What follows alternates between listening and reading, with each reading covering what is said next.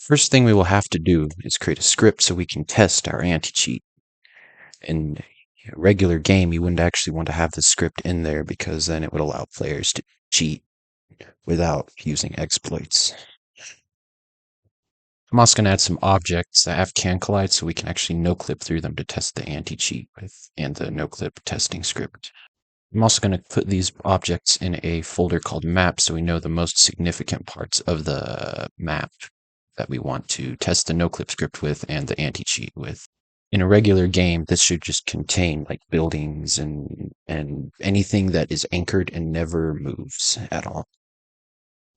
When you press X on your keyboard, it will loop through all of the instances in the map folder in workspace. And if it's a base part, if the instance is of type base part, then it will set its can collide property to the opposite value. So if it's can collide, it'll be false. And if it does not have can collide, then it will be true.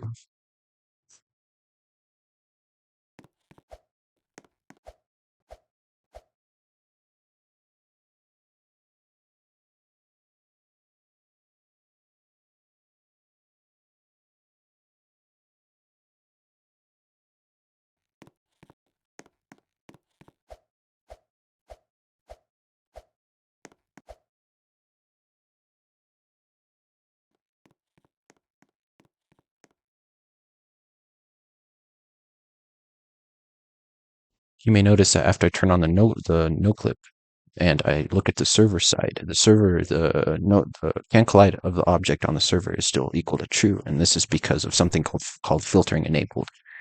Basically, any changes made to your own copy of the game, like in a local script, it will not be visible to the server, and it will not be visible to other players.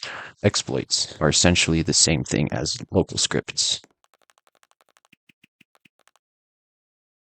So now I'm actually going to start making the anti-cheat. The anti-cheat is going to be a server-sided one. It's going to be a server script in server script service.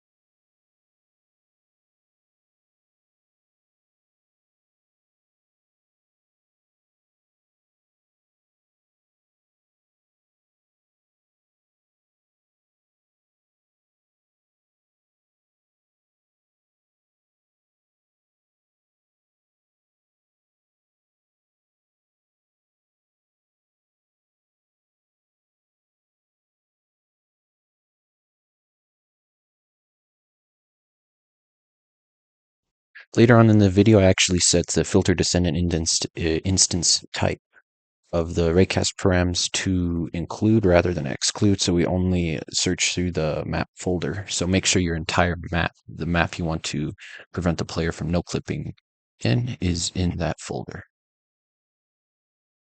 Now, the reason I'm doing it like this is, or with include rather than exclude, is because if you have like some unanchored parts that move really fast, like say like a vehicle or some very, very fast moving objects, they can cause some false positives with anti-cheat if they collide with the player at a very high speed or if the player collides with them at a high speed. So please make sure that you only include anchored parts that don't move in the map folder.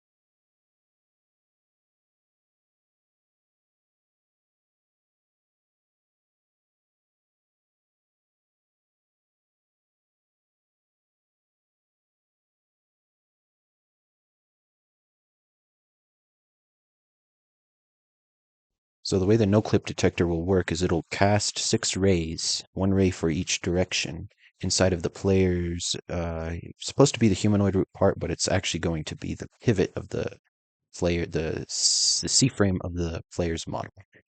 And I have to create a table that contains each component of these C-frames so we know each direction to cast them in. So forward, backward, right, left, up, down. I'm creating a table which contains contains strings that will help access those components of the C-frame of the player's model. Now here I got a little confused. I thought the direction was the vector that we're supposed to multiply by the multiplier, but that's obviously not correct. Eventually, though, I did correct this mistake.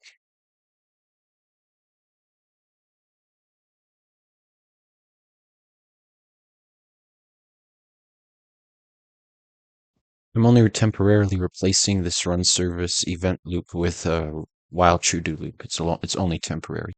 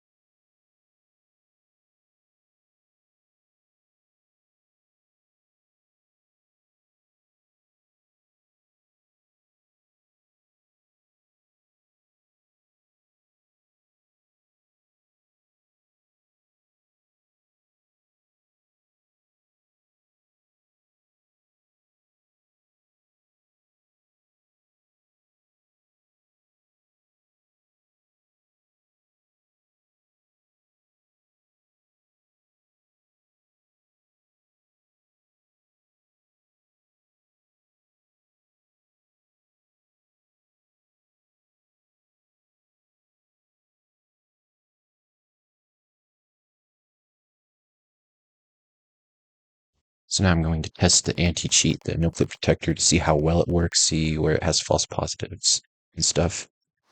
This type of anti-cheat, that normally it has false positives around when you hit a large object at a very high speed, or when a large object hits you at a very high speed. It can also have false positives when your raycast length is too long, and so basically now I'm testing to see uh, what the right length is, as well as make certain adjustments to certain parts of the script to make it have less false positives.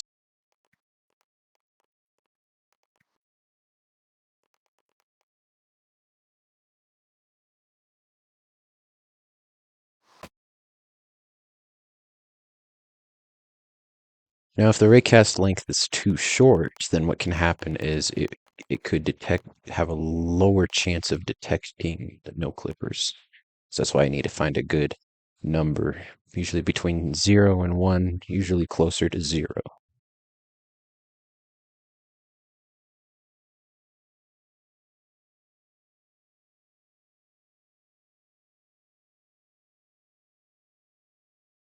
The reason I'm playing the game now is because at the time of making that video, I was under the impression that if an exploiter deleted the humanoid root part, it would replicate to the server because they have network ownership of their player. Because certain changes made on the client will replicate to the server if you have the network ownership of whatever it is you're making changes to. So I'm essentially testing that here. It turns out that that change does not replicate to the server.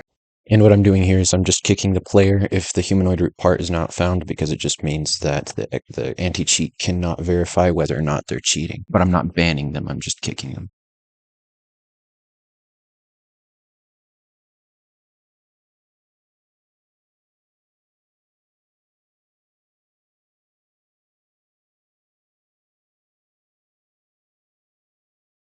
And the anti-cheat detects that the player's been cheating. It will kill the player, and it will also, before it checks to see whether or not they've been cheating, it also makes sure that their player's velocity is not greater than a certain amount, so that way it can protect against false positives.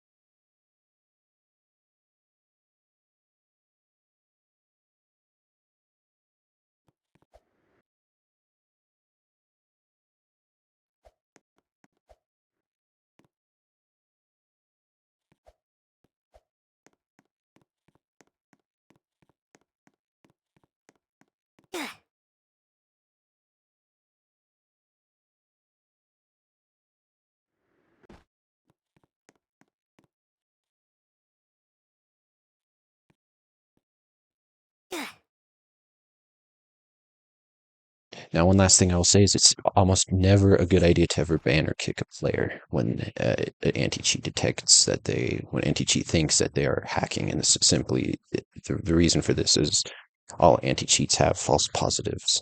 Even this one will, even if it's super rare, it can still happen. Now, because of how rare it is, it's not necessarily a big deal to just kill the player if it thinks they're cheating. That's why I'm doing that instead.